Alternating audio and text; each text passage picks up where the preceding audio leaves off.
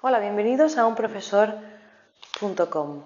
En este vídeo vamos a seguir con los elementos de los triángulos, que nos habíamos quedado con dos conceptos muy importantes que nos quedaban.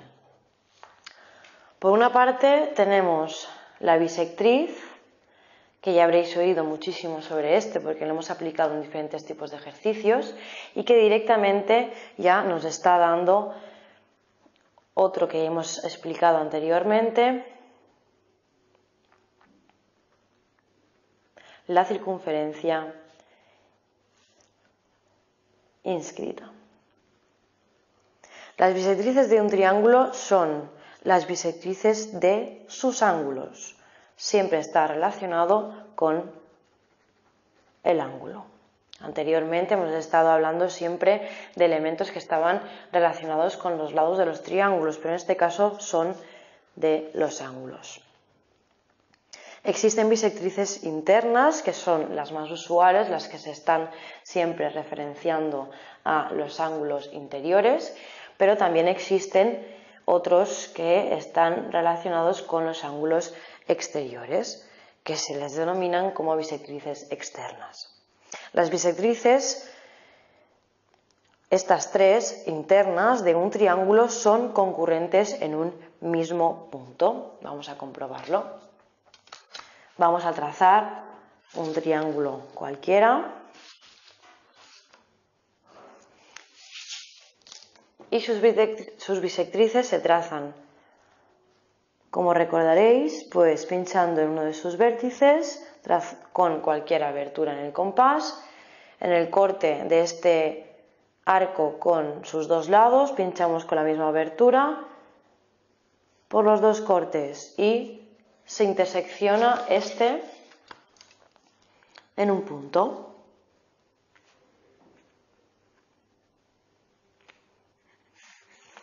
Trazamos la recta y tomamos otro ángulo del triángulo. Se puede realizar simplemente con dos, pero lo más óptimo es hacerlo en sus tres ángulos.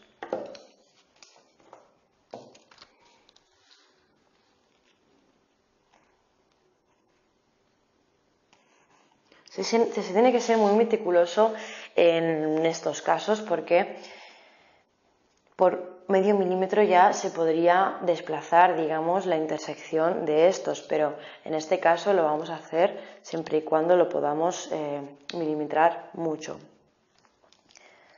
Y por último, el tercer ángulo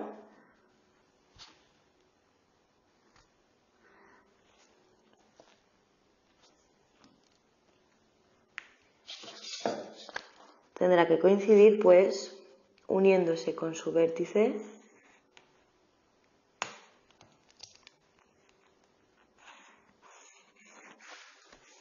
en un mismo punto común. Eso significa, como acabo de decir, que estas tres bisectrices internas, porque son las que vamos a estudiar específicamente, son concurrentes en un punto que le llamamos cero.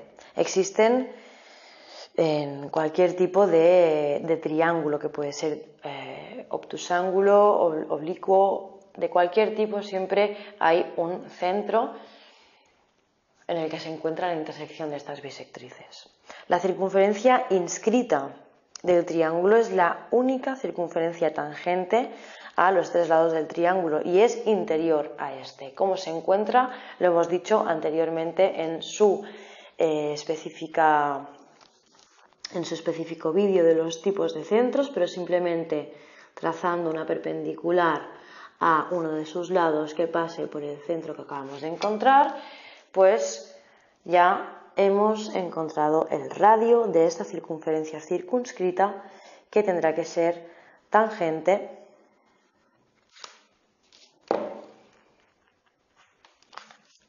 al triángulo que se nos ha dado. Este centro cero sabemos que es el incentro, por eso de la circunferencia inscrita, que es el centro de esta circunferencia. Además, las bisectrices exteriores de dos ángulos concurren con la bisectriz interior del ángulo restante en puntos denominados exincentros, que son los centros de las circunferencias exinscritas del triángulo. Como ya he repetido anteriormente en el vídeo específico de los tipos de centros, este tipo de exincentros no se utilizan tanto. Las circunferencias exinscritas son tangentes a un lado y a la extensión de los otros dos. Nosotros nos vamos a centrar en elementos más sencillos, como en este caso, que son tangentes a los tres lados, o que, como las circunscritas, los tres vértices contengan y sean contenido de la circunferencia. Por último, vamos a explicar el elemento que está relacionado con las alturas y que lleva directamente al tipo de centro ortocentro.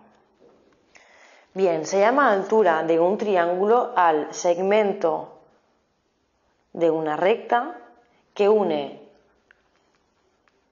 el vértice, o sea, un vértice del triángulo con su lado opuesto, o bien la prolongación de este, formando siempre un ángulo recto, o bien una perpendicular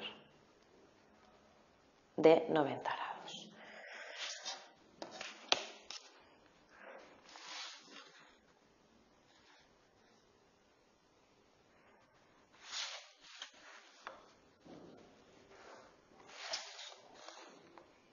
Vamos a hacer un pequeño ejemplo rápido. Simplemente tenemos que saber que tenemos que trazar una perpendicular. Si cogemos cualquier de nuestras herramientas de escuadra o cartabón, sabemos que contenemos un ángulo de 90 grados, por lo tanto simplemente tenemos que colocar paralelo encima del ángulo, del lado que nos interese hacer una perpendicular y desplazarlo hasta tal punto que nos pase por su vértice opuesto. Trazar una línea y lo mismo tiene que pasar con cualquiera de sus otros dos lados.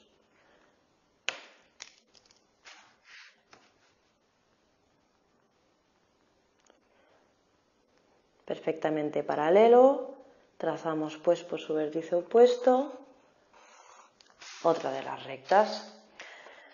Para así poderlo comprobar, veremos pues que tiene que coincidir en los tres casos. Y perfectamente coincide en este punto, que como hemos dicho, se le denomina ortocentro. El lado opuesto es la base del triángulo. Todos los triángulos tienen siempre tres alturas. Estas tres alturas se cortan en el punto cero de centro. Un triángulo siempre es rectángulo. Son conceptos relacionados con el ortocentro. Siempre será rectángulo si y solo si su ortocentro es el vértice recto del triángulo. Es decir, que si tenemos un triángulo rectángulo a 90 grados, tracemos sus alturas. Pues directamente perpendicular a este. Para que sea perpendicular a este y pase por su vértice opuesto, es el mismo cateto, y lo mismo ocurre en este caso. Por lo tanto, el centro coincide con el vértice del ángulo recto. Eso es una característica muy importante para que ya se sepa directamente que el triángulo rectángulo cumple con esta normativa. Un triángulo es obtusángulo.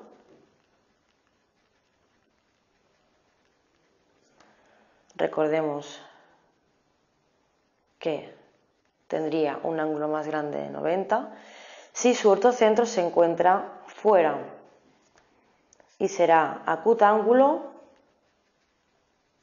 menos 90 si se encuentra en el interior del triángulo. Bien, Espero que haya quedado claro los últimos dos conceptos básicos de los triángulos y lo podrán repasar con diferentes ejercicios colgados en la web. Gracias.